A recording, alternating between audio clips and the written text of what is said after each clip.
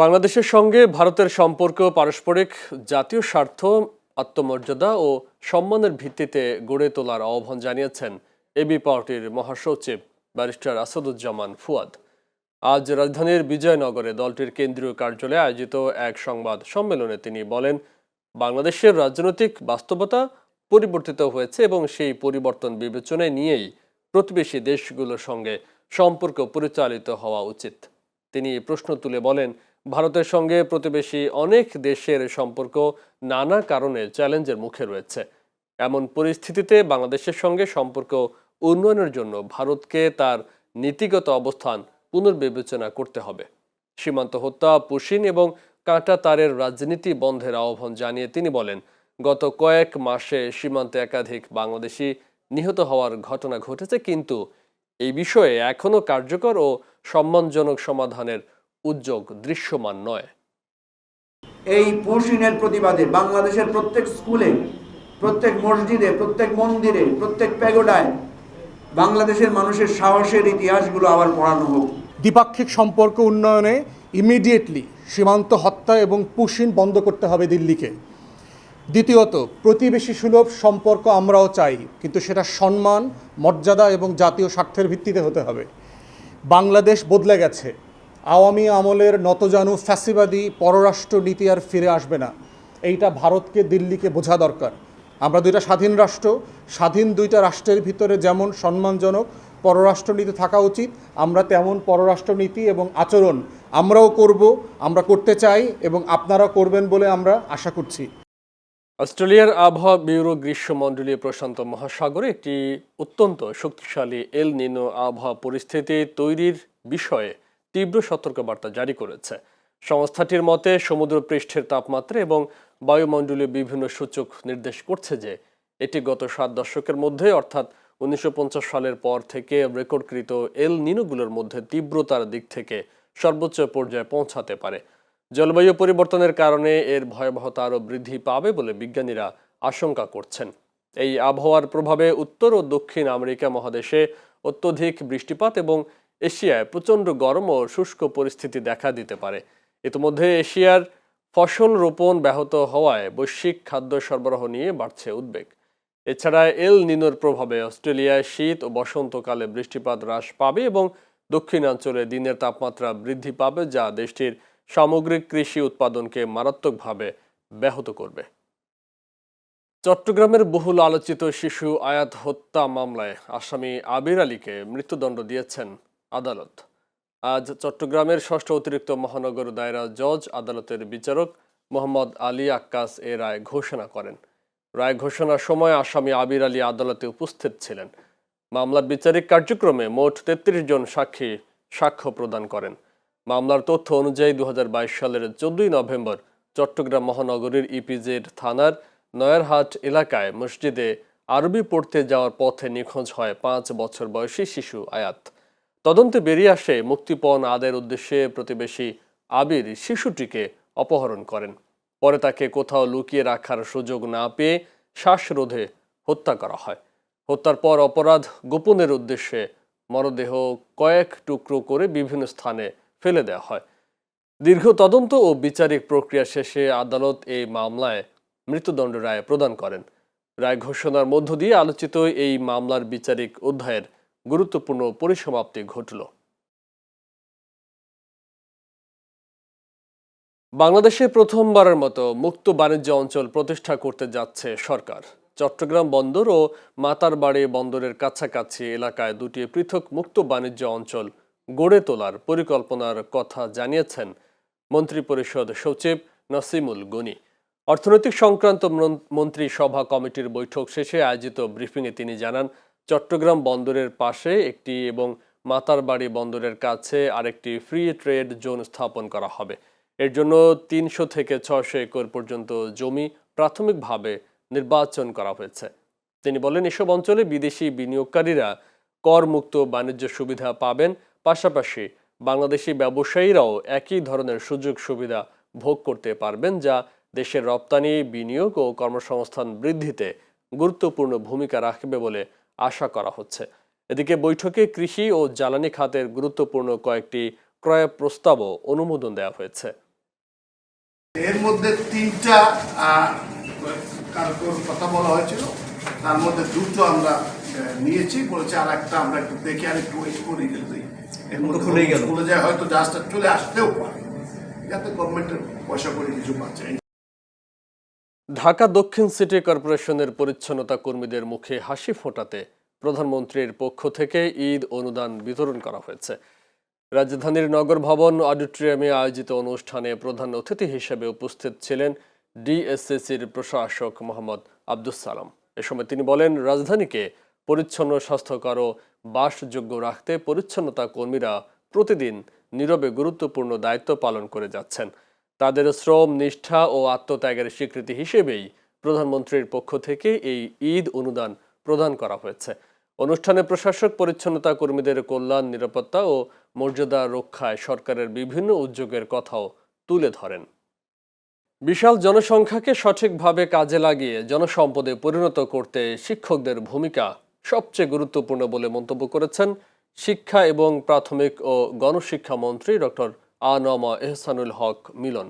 আজ জগন্নাথ বিশ্ববিদ্যালয়ের প্রথম ডিনস অ্যাওয়ার্ড প্রদান অনুষ্ঠানে প্রধান অতিথির বক্তব্যে তিনি একথা বলেন। এ সময় শিক্ষা খাতে 5% বাজেট কার্যকরভাবে বাস্তবায়নের উপর জোর দেন তিনি। শিক্ষামন্ত্রী বলেন, ডিনস অ্যাওয়ার্ড শিক্ষার্থীদের জন্য একটি অর্থবহ স্বীকৃতি, যা তাদের একাডেমিক উৎকর্ষের পাশাপাশি সমাজের জন্য কাজ করার অনুপ্রেরণা যোগাবে। তিনি জানান, কারিকুলাম ও সিলেবাস পরিবর্তনের কাজ চলছে এবং শিক্ষা ব্যবস্থাকে আরও আধুনিক ও যুগোপযোগী করতে সরকার কাজ করছে। এদিন জগন্নাথ বিশ্ববিদ্যালয়ের প্রথম ডিনস অ্যাওয়ার্ডে মোট 104 জন শিক্ষার্থীকে সম্মাননা প্রদান করা হয়। বিভিন্ন অনুষদের মেধাবী শিক্ষার্থীরা এই পুরস্কার লাভ করেন। টিচাররা যারা ছাত্রছাত্রীকে রিকগনাইজ করে, সেই জন্য ইউনিভার্সিটির রেসপন্সিবিলিটি রয়েছে তাদেরকে রিকগনিশন দেওয়া। এটা কিন্তু 2 ইয়ার সাইমালটেনিয়াস একটা রিলেশন বিল্ড করতে হবে, আদারওয়াইজ বোথ পার্টি আর ডিপ্রাইভড। যিনি ভিসি তিনি যদি এই ওয়ার্কটা না করেন, তিনি ছাত্রদেরকে সেই সুযোগ দেননি বা সেই পরিচিতি দেননি, ঠিক উনি যেভাবে ডিপ্রাইভ করছেন, জাতিকে ডিপ্রাইভ করছে শিক্ষকরা, টিমরা, ভিসিরা। পরিবেশের ভারসাম্য রক্ষা, জলবায়ু পরিবর্তনের বিরূপ প্রভাব মোকাবিলা এবং সবুজ বাংলাদেশ গড়ার লক্ষ্যে বৃক্ষরোপণ অভিযানে উদ্বোধন করেছে বাংলাদেশ জামায়াতে ইসলামী ঢাকা মহানগরী দক্ষিণ।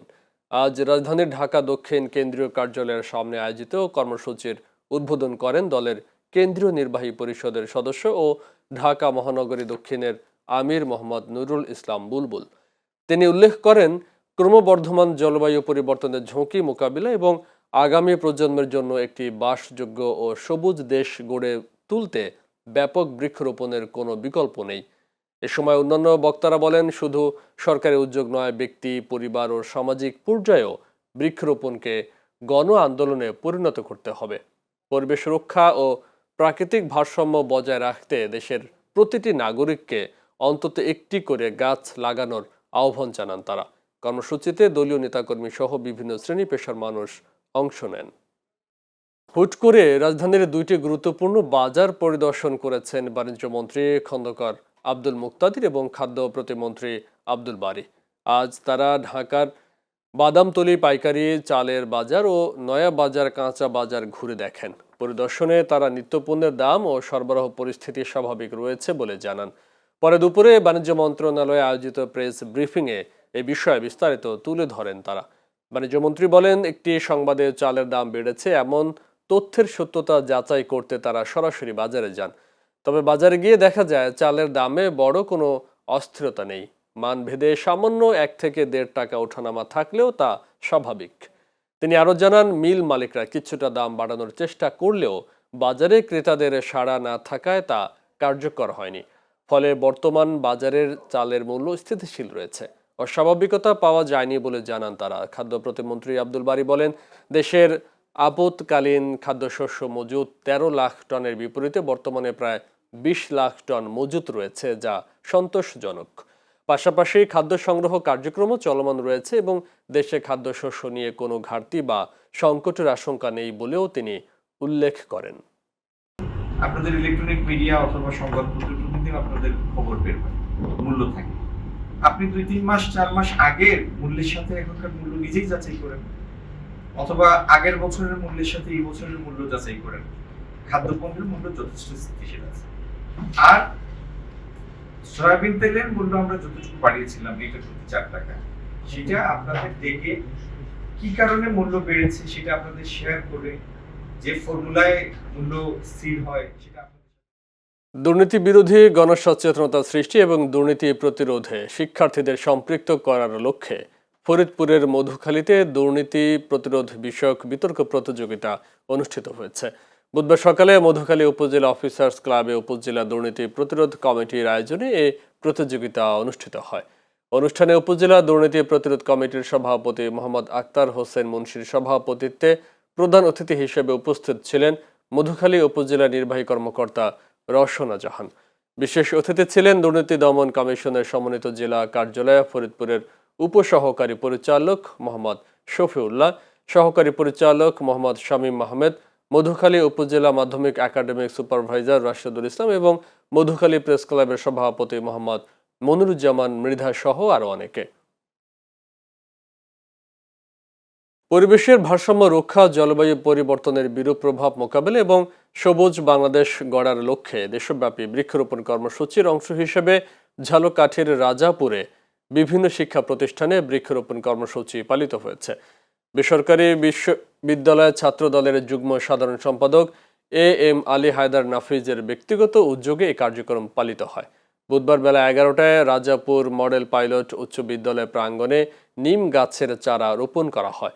এ সময় রাজাপুর উপজেলা যুব দলের যুগ্ম আহ্বায়ক তরিকুল মুন, শিক্ষক শিক্ষার্থী সহ ছাত্র দলের বিভিন্ন ইউনিয়ন ও ওয়ার্ড পর্যায়ের ছাত্রনেতারা উপস্থিত ছিলেন। সিরাজগঞ্জে অর্থনৈতিক সুমারি 2024-এর ন্যাশনাল রিপোর্ট বিষয়ক এক সেমিনার অনুষ্ঠিত হয়েছে। বুধবার সকাল 10টায় বাংলাদেশ পরিসংখ্যান ব্যুরো পরিচালিত অর্থনৈতিক সুমারি প্রকল্পের আওতায় জেলা প্রশাসকের কার্যালয়ে কে শামসুদ্দিন সম্মেলন কক্ষে এই সেমিনারের আয়োজন করা হয়। সেমিনারে অর্থনৈতিক সুমারির প্রাথমিক ফলাফল ও ন্যাশনাল রিপোর্ট উপস্থাপন করা হয়। পাশাপাশি জেলার অর্থনৈতিক কার্যক্রম, ব্যবসা প্রতিষ্ঠান, কর্মসংস্থান এবং সামগ্রিক অর্থনৈতিক পরিস্থিতি নিয়ে বিস্তারিত আলোচনা করা হয়। এতে প্রধান অতিথি ছিলেন সিরাজগঞ্জ জেলা প্রশাসক আমিনুল ইসলাম। অনুষ্ঠানে আরও উপস্থিত ছিলেন সিরাজগঞ্জ জেলা পরিসংখ্যান কার্যালয়ের উপপরিচালক মাহমুদা খাতুন, পরিকল্পনা মন্ত্রণালয়ের পরিসংখ্যান ও তথ্য ব্যবস্থাপনা বিভাগের উপসচিব আব্দুল হামিদ মিয়া সহ আরও অনেকে। লক্ষ্মীপুরের রায়পুর উপজেলায় কৃষকদের আধুনিক কৃষি প্রযুক্তি ও উৎপাদন দক্ষতা বৃদ্ধির লক্ষ্যে 3 দিনব্যাপী কৃষক প্রশিক্ষণের শুভ উদ্বোধন অনুষ্ঠিত হয়েছে। 2025-26 অর্থ বছরে চট্টগ্রাম কৃষি অঞ্চলের চেক ভিত্তিক কৃষি উন্নয়ন প্রকল্পের আওতায় রায়পুর উপজেলা কৃষি অফিসের তত্ত্বাবধানে এ প্রশিক্ষণের আয়োজন করা হয়। বুধবার সকালে উপজেলা কৃষি অফিসের প্রশিক্ষণ কক্ষে অনুষ্ঠানের উদ্বোধন করা হয়। অনুষ্ঠানে প্রধান ছিলেন লক্ষ্মীপুর কৃষি সম্প্রসারণ অধিদপ্তরের উপপরিচালক কৃষিবিদ জহির আহমেদ। বিশেষ অতিথি ছিলেন জেলা প্রশিক্ষণ অফিসার মোহাম্মদ মঞ্জুর হোসেন। অনুষ্ঠানে সভাপতিত্ব করেন উপজেলা কৃষি অফিসার মোহাম্মদ মাজেদুল ইসলাম। প্রশিক্ষণে উপজেলার বিভিন্ন এলাকার কৃষকরা অংশগ্রহণ করেন। শেরপুরের সদর উপজেলা কৃষি সম্প্রসারণ অধিদপ্তরের উদ্যোগে program on agricultural and rural transformation, entrepreneur and resilience in Bangladesh প্রকল্পের উপজেলা কংগ্রেস অনুষ্ঠিত হয়েছে। বুধবার দুপুরে সদর উপজেলা পরিষদ হলরুমে আয়োজিত এই অনুষ্ঠানে প্রধান অতিথি ছিলেন কৃষি সম্প্রসারণ অধিদপ্তরের ময়মনসিংহ অঞ্চলের অতিরিক্ত পরিচালক তৌফিক আহমেদ খান। জেলা কৃষি সম্প্রসারণ অধিদপ্তরের উপপরিচালক মোহাম্মদ শওকত হোসেনের সভাপতিত্বে বিশেষ অতিথি ছিলেন পার্টনার প্রোগ্রাম ময়মনসিংহ অঞ্চলের senior monitoring officer doctor Salauddin Kaiser, Sherpur জেলা কৃষি সম্প্রসারণ অধিদপ্তরের অতিরিক্ত উপপরিচালক বনানী দেবনাথ, জেলা কৃষক দলের সভাপতি শফিকুল ইসলাম গোল্ডেন সহ আরও অনেকে। অনুষ্ঠানে স্বাগত বক্তব্য রাখেন সদর উপজেলা কৃষি কর্মকর্তা মুসলিমা খানম নীলু। জুন মাসে বরগুনার বিভিন্ন এলাকায় 21টি মরদেহ উদ্ধার করেছে পুলিশ। এর মধ্যে রয়েছে 3টি হত্যাকাণ্ড, 7টি দুর্ঘটনাজনিত মৃত্যু ও 7টি আত্মহত্যার ঘটনা। বুধবার সকালে পুলিশ সুপার কার্যালয়ের সম্মেলন কক্ষে প্রেস ব্রিফিংয়ে পুলিশ সুপার মোহাম্মদ কুদরত ই খোদা পিপিএম জানান, আলোচিত শামীম ব্যাপারী হত্যা মামলায় 3 জন এবং অটোরিকশা চালক মিজানুর রহমান হত্যা মামলায় 2 জনকে গ্রেফতার করা হয়েছে। পুলিশ সুপার জানান, জেলার আইন শৃঙ্খলা পরিস্থিতি স্বাভাবিক রয়েছে, কোনো অপরাধীকে ছাড় দেয়া হবে না। ঢাকা চট্টগ্রাম মহাসড়কের কুমিল্লার চান্দিনা উপজেলার ইলেটগঞ্জ এলাকায় একটি বিটিআরসি যাত্রীবাহী বাস নিয়ন্ত্রণ হারিয়ে সড়ক দুর্ঘটনার শিকার হয়েছে। এতে অন্তত 12 জন যাত্রী গুরুতর আহত হয়েছেন। বুধবার বেলা 11টায় চট্টগ্রাম থেকে ঢাকার উদ্দেশ্যে ছেড়ে আসা বিআরটিসির একটি যাত্রীবাহী বাস ইলেটগঞ্জ এলাকায় পৌঁছালে হঠাৎ চালক নিয়ন্ত্রণ হারিয়ে ফেলেন। এক পর্যায়ে বাসটি মহাসড়কের ডিভাইডারে সজোরে ধাক্কা দিলে গাড়িটি উল্টে রাস্তার পাশে পড়ে যায়। আশেপাশের লোকজন ছুটে এসে উদ্ধার কাজে অংশ নেন। স্থানীয় জনতা, ফায়ার সার্ভিস ও আইনশৃঙ্খলা বাহিনীর সদস্যরা দ্রুত ঘটনাস্থলে পৌঁছে আহতদের উদ্ধার করে চান্দিনা উপজেলা স্বাস্থ্য কমপ্লেক্স সহ বিভিন্ন হাসপাতালে ও ক্লিনিকে চিকিৎসার জন্য পাঠান।